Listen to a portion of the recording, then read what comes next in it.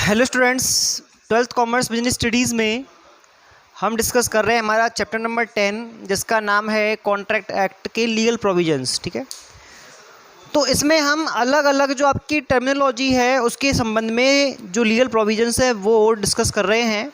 और पिछले 2 लेक्चर्स के अंदर हमने प्रपोजल और एक्सेप्टेंस के बारे में पढ़ा है। नंबर 3 पे आज हम डिस्कस करेंगे provisions related with contractual capacity. Yes, actual में हमने इसकी टर्मिनोलॉजी के अंदर और यहाँ तक कि कॉन्ट्रैक्ट की जो आपकी एक वैलिड कॉन्ट्रैक्ट की जो एक फैक्टर्स होते हैं, एसेंशियल फैक्टर्स, उनके अंदर पढ़ा था कि कॉन्ट्रेक्चुअल कैपेसिटी ज़रूरी है।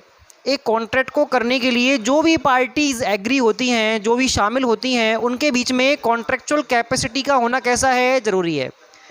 यहाँ पर अगर हम बात करें कॉन्ट्रेक्चुअल कैपेसिटी के बारे में तो 1872 जो आपका कॉन्ट्रैक्ट एक्ट है, कॉन्ट्रैक्ट एक्ट 1872, उसका सेक्शन 11 ये बोलता है कि हर कोई बंदा, हर कोई पार्टी जो एक कॉन्ट्रैक्ट में एंटर हो रही है उसका कॉन्ट्रैक्ट करने के लिए कॉम्पिटेंट होना कैसा है, ज़रूरी है। अगर वो कॉम्पिटेंट है तो वो एक वैलिड कॉन्ट्रैक्ट कर सकते हैं। लेकिन यहाँ पे कॉन्ट्रैक्ट एक्ट के अंदर किन लोगों को इसके लिए कॉम्पिटेंट या सक्षम माना गया है कि हाँ ये लोग एक वैलिड कॉन्ट्रैक्ट कर सकते हैं, तो मैं आपको बता दूं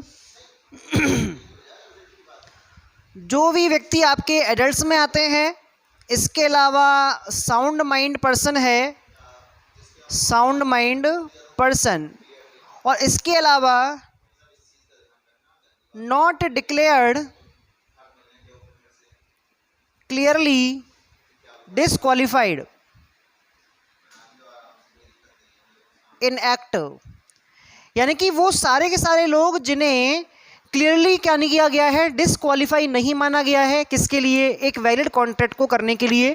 तो यहाँ पे 3 तरह के जो लोग होते हैं, इनको एक वैलिड कॉन्ट्रैक्ट में एंटर करने के लिए जो कॉन्ट्रैक्चुअल कैपेसिटी होती है, जो अनुबंध करने की क्षमता होती है, उसके लायक माना जाता है और वो ऐसा कर सकते हैं। तो अगर मैं बात करूँ कि किन लोगों में अनुबंध करने की क्षमता होती है, तो इनमें होती है, एक होता है वयस्क व्यक्ति जो 18 वर्ष से ज़्यादा का है, एक है साउंड माइंड यानी कि स्वस्थ मस्तिष्क का व्यक्ति। देखो, स्वस्थ मस्तिष्क का व्यक्ति कौन सा होता है? साउंड माइंड पर्सन वो होता है जो किसी भी एग्रीमेंट के अंदर जो टर्म्स और कंडीशन होती हैं उनको समझ सकता हो, उनसे होने वाले एडवांटेज, उनसे होने वाले डिसएडवांटेज, इन सब के बारे में समझ सकता हो, उनका सेंस जानता हो, और तब जाके वो ये काम करता हो। लेकिन जब मान लो उसकी इस कंडीशन में नहीं होता, उसका जो माइंड है वो इतना अच्छा नहीं है, हेल्दी नहीं है, वो हिप्नोटाइज हुआ है, या उसने शराब पी ली है, या वो पागल है, ये सारी कंडीशन है उसके लिए एक अनसाउंड माइंड पर्सन बनाती हैं उसको, और वो किसी भी तरह के वैलिड एग्रीमेंट को, कॉन्ट्रैक्ट को करने के लिए क्वालिफाई नहीं माना जाता। क्लियर? तो किन किन लोगों को नहीं माना गया है अगर हम बात करें तो इनको हम जस्ट उल्टा कर सकते हैं। अगर हम बात करेंगे कि कॉन्ट्रेक्चुअल कैपेसिटी किन लोगों में नहीं होती, तो यहाँ पे हम बात करेंगे कि कोई भी माइनर, माइनर का मतलब होता है अवयस्क, कोई भी जो माइनर होता है वो जो अपने किसी भी प्रकार के एक वैलिड कॉन्ट्रैक्ट के अंदर एंटर नहीं कर सकता, क्योंकि 1872 एक्ट के अकॉर्डिंग उनको पहले ही क्या माना गया है, इसके लिए कॉम्पिटेंट नहीं माना गया है। दूसरा है unsound mind person. Unsound mind person का मतलब होता है अस्वस्थ मस्तिष्क का व्यक्ति। अस्वस्थ मस्तिष्क मतलब या तो वो पैदाइशी मूर्ख है, या ना समझ है, या उसने शराब पी रखी है, या वो हिप्नोटाइज हुआ है। ऐसी कंडीशन वाले किसी भी बंदे को कॉन्ट्रैक्ट एक्ट 1872 किसी भी वैलिड कॉन्ट्रैक्ट को करने के लिए कॉम्पिटेंट नहीं मानता, सक्षम नहीं मानता। क्लियर? और इसके अलावा कुछ डिक्लेयर्ड पर्सन डिसक्वालीफाई, कुछ डिक्लेयर किए हुए हैं पर्सन को डिसक्वालीफाई किया हुआ है, वो सारे के सारे इसके लिए एलिजिबल नहीं होते हैं कि वो एक वैलिड कॉन्ट्रैक्ट कर सके। तो हम पढ़ेंगे सबसे पहले एक माइनर के बारे में। तो नंबर 1 पे हम बात करेंगे लीगल प्रोविजंस विद माइनर, यानी कि माइनर के संबंध में, यानी कि एक अवयस्क व्यक्ति के बारे में कौन कौन से आपके लीगल प्रोविजंस बनते हैं उनके बारे में हम बात कर रहे हैं। तो सबसे पहले मैं आपको बात करूंगा कि कोई भी व्यक्ति, ध्यान रखना, कॉन्ट्रैक्ट एक्ट में ये बोला गया है कि कोई भी व्यक्ति जो ए minor can not create a valid contract with any other party because it will be void from starting। ये चीज़ आपको ध्यान रखनी है कि माइनर जो होता है उसको आप कभी भी एक वैलिड कॉन्ट्रैक्ट में एंटर नहीं करवा सकते। ये शुरुआत से कैसा माना जाएगा? वर्ड माना जाएगा। देखो वर्ड की भी दो कंडीशन होती हैं, एक तो होता है शुरुआत से वर्ड के करते ही वर्ड हो गया, एक करते समय तो वैलिड है लेकिन पीछे कंडीशन चेंज होने की वजह से वर्ड हो गया। तो ये तो स्टार्टिंग से ही वर्ड है, तो इसको करना नहीं करना बराबर ही है, इसको करो ही मत। और इसका जो आपका जो रेफरेंस है वो एक केस के अंदर है, और वो केस है,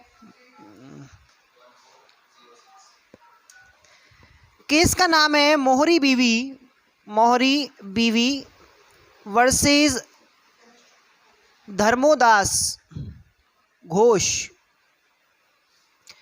ये केस है और इस केस के अंदर ये जजमेंट दिया गया था, और उसके थ्रू आपका जो ये प्रोविज़न है वो बनता है कि किसी भी माइनर के साथ किया गया कोई भी कॉन्ट्रैक्ट जो स्टार्टिंग से कैसा होता है, वॉइड होता है। क्लियर? इसके अंदर क्या हुआ है मैं आपको बता दूं इसकी कहानी, कि धर्मोदास घोष जो है वो अपने आप में क्या है, एक माइनर है, और इसने क्या किया, एक बंदा था जिसका नाम था ब्रह्मोदत्त। इस ब्रह्मोदत्त से क्या किया है, 20,000 रुपये का क्या लिया है, कर्जा लिया है। किसने लिया है? धर्मोदास घोष ने, जो एक माइनर है, उसने 20,000 रुपये का एक कर्जा लिया है और अपनी एक असेट यहाँ पे क्या रख दी, इसने कोलेट्रल रख दी। क्या रख दी? कोलेट्रल। तो धर्मोदास घोष जो एक माइनर है, इसने 20,000 रुपये का लोन लिया है, किससे? ब्रह्मोदत्त से, और एक कोलेट्रल अपनी असेट रख दी है इसके पास। तो ब्रह्मोदत्त ने क्या किया कि इसको 10,500 रुपये तो तुरंत दे दिया हाथों हाथ। कितने रुपए का लोन था? 20,000 रुपये का। 10,500 रुपये तो हाथों हाथ दे दिए थे, और फिर कुछ एग्रीमेंट बनेगा जिसमें आपने कोलेट्रल असेट रखी है, पेमेंट किया है, जो आपकी टर्म्स एंड कंडीशंस हैं उनको लेके एक लीगल कॉन्ट्रैक्ट बनेगा भाई। तो ब्रह्मोदत्त ने क्या किया, जो अपना लॉयर था उसको वो एग्रीमेंट बनाने को बोला। जब वकील ने ये चीज़ एग्जामिन की तो पता चला कि धर्मोदास घोष क्या है, माइनर है, और उसने मना कर दिया। उसने क्या कर दिया? मना कर दिया कि इसके साथ कॉन्ट्रैक्ट कैसा रहेगा, वॉइड रहेगा। क्लियर? लेकिन फिर सॉल्यूशन ये निकाला गया कि उन्होंने धर्मोदास घोष से एक रिटर्न कंसेंट या रिटर्न फॉर्मेट लिया, जिसमें ये था लिखा हुआ कि धर्मोदास घोष क्या है, अपने आप में आज भी एक अडल्ट है, मतलब माइनर नहीं है, यानी कि इसके साथ किया गया केस क्या जो एग्रीमेंट है वो वैलिड है।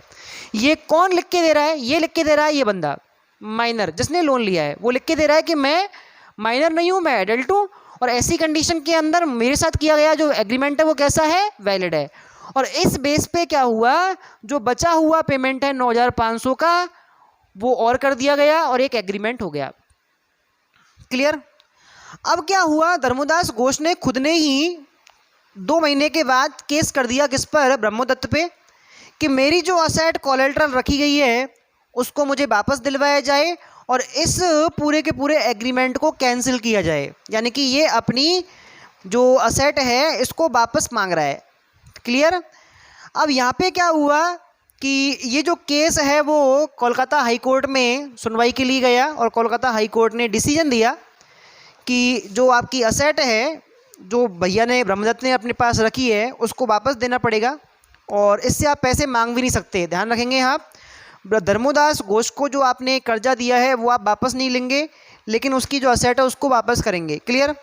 तो फिर क्या हुआ, ब्रह्मोदत्त ने, जो कोलकाता हाई कोर्ट है उसके डिसीजन के अगेंस्ट एक काउंसिल होती है, प्रीवी काउंसिल,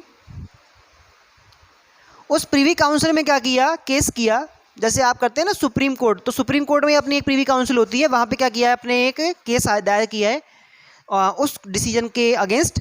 तो तब तक क्या हुआ था, ब्रह्मोदत्त की क्या हो गई, मौत हो गई, ब्रह्मोदत्त मर गया। तो इसकी जगह पे क्या हुआ है कि इसकी जो वाइफ है जिसका नाम है मोहरी बीवी, इस मोहरी बीवी ने क्या किया, अपना जो पक्ष रखा और प्रीवी काउंसिल ने सेम डिसीजन दोबारा दे दिया जो कलकत्ता हाई कोर्ट ने दिया था कि आप धर्मोदास घोष से 20,000 रुपये वापस नहीं मांग सकते और उसकी जो कोलेटरल एसेट है वो उसे वापस करनी पड़ेगी। और क्योंकि आपने जो एग्रीमेंट किया है वो स्टार्टिंग से कैसा है, वॉइड है, वॉइडेबल नहीं है। वॉइडेबल वो होता है जो बाद में वॉइड होता है, ठीक है।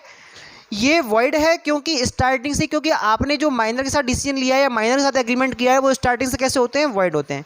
तो तब से जो ये आपका पूरा केस है, इस केस को मोहरी बीवी वर्सेस धर्मोदास घोष के नाम से जाना जाता है। और इस केस के द्वारा ये प्रोविज़न बना है कि किसी भी माइनर के साथ किया गया कोई भी लीगल एग्रीमेंट स्टार्टिंग से कैसा होता है, वॉइड होता है। क्लियर। तो इस तरह से जो सिंपल आपके प्रोविजंस हैं ये काफ़ी बड़ा है अपने आप में। इसके जो प्रोविजंस हैं उनके बारे में हम आगे बात करते रहेंगे, ठीक है। Thank you.